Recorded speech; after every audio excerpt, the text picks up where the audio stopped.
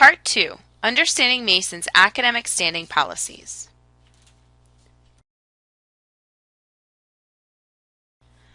To find your current academic standing, you will utilize this chart.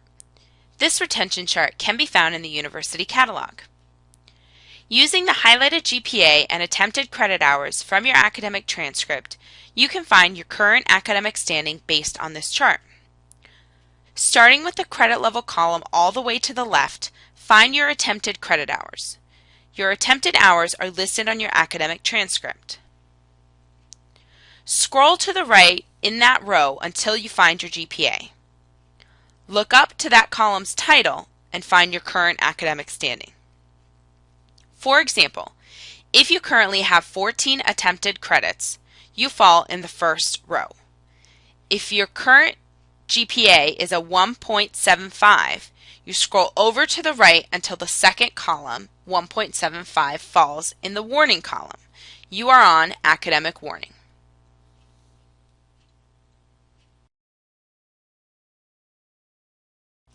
Here are some important notes about academic standing.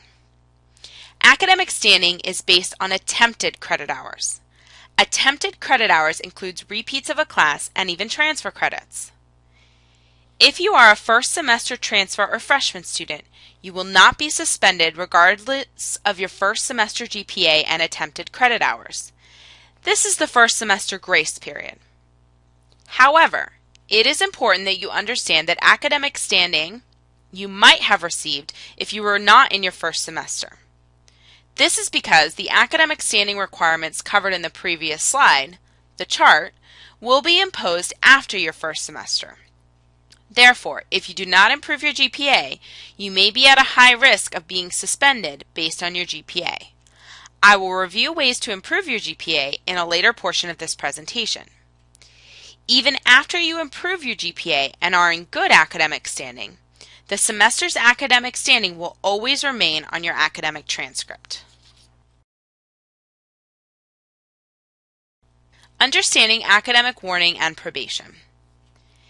If you fall under the academic warning or probation columns, you are limited to a maximum of 13 credits for following semesters until you achieve a 2.0 GPA or higher. When you register for courses, you will be limited to 13 credits until your GPA improves. Once your GPA is a 2.0 or higher, you will be able to register for additional courses. First and second academic suspension are very serious here at Mason. If you are placed on first suspension at the end of a semester, you are ineligible to take courses at Mason for the upcoming semester and are required to take some time off from classes. If you are on first suspension after a spring or summer term, you serve a period of suspension through the next fall term. For example, students on first suspension after spring 2011 or summer 2011 are eligible to return in spring 2012. They cannot take classes in fall 2011. If you are on first suspension after a fall term, you serve a period of suspension through the next summer term. For example, students on first suspension after fall 2010 are eligible to return in fall 2011. They cannot take classes in the spring 2011 or summer 2011 terms. Suspension at Mason is cumulative. If you receive a first suspension and fall in the suspension category a second time, you are placed on second suspension. Students on second suspension serve a period of suspension of 1 calendar year, 2 semesters, and a summer term. For example, students on second suspension after the fall 2010 semester are eligible to return in spring 2012. They cannot take courses in spring, summer, or fall 2011. Students on second suspension after the spring 2011 semester are eligible to return in summer 2012. They cannot take courses in summer or fall 2011 or in spring 2012. Students on second suspension after the summer 2011 term are eligible to return in fall 2012. They cannot take courses in fall 2011 or spring or summer 2012. Please note, students placed on academic suspension will have a hold placed on their account by the registrar's office.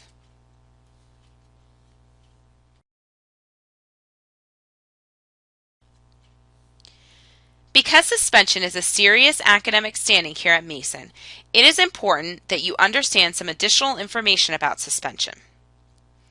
Students returning from suspension after sitting out the required period of time are on probation for one academic period. The semester you return from suspension, you are limited to a maximum of 13 credits for following semesters until you achieve good academic standing. Even though you are not taking courses at Mason, this does not mean you can take courses at another institution.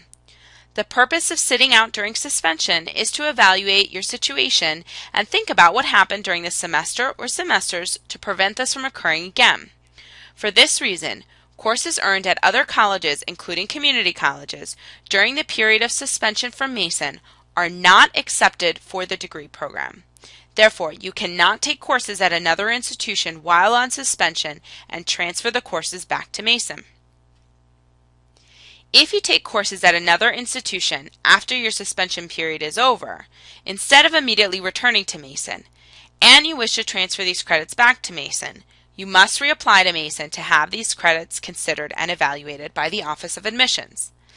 Please note, there is no guarantee that you will be readmitted to Mason. If you fall into this category, please make sure to tell the academic advisor during your appointment. If you sit out longer than your suspension and you did not take courses at Mason, you may be required to submit an undergraduate re-enrollment form. If you fall into this category, please make sure to tell the academic advisor during your appointment. Even though you are ineligible to take courses for a period of time after suspension, you should still register for courses on time for the semester you are eligible to return. For example, if you are on first suspension after fall 2010, you are eligible to return in fall 2011. But you should register for fall 2011 courses during the spring 2011 semester when registration occurs. Please see an academic advisor during normal registration time to discuss recommendations for courses. Since you will need to select your courses very carefully for upcoming semesters to avoid further academic action, you should meet with an academic advisor to discuss your courses before registering.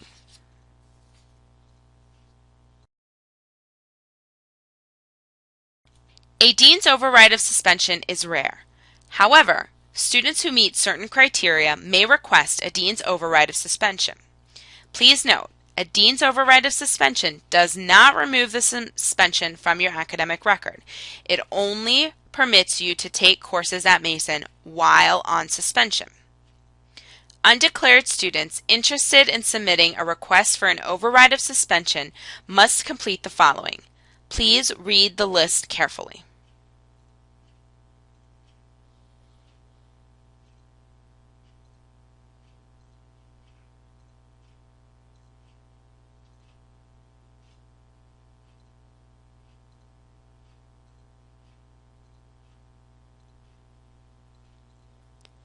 It is important to note that a dean's override of suspension is only considered for non-academic reasons out of your control. Unfortunately, doing poorly in a class and other similar academic reasons are not considered appropriate.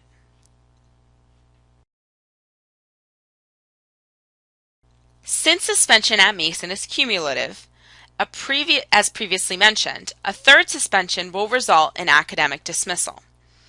Academic dismissal may be permanent and means a student cannot enroll at Mason.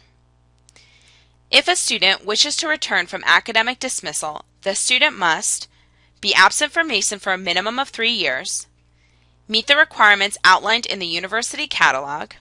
Return from dismissal is never guaranteed. Even students that meet the requirements may not be guaranteed permission to return to Mason. If you are interested in returning to Mason after dismissal, you should work with the Office of Admissions and the academic dean or academic advisors of the Mason school or college in which you wish to return.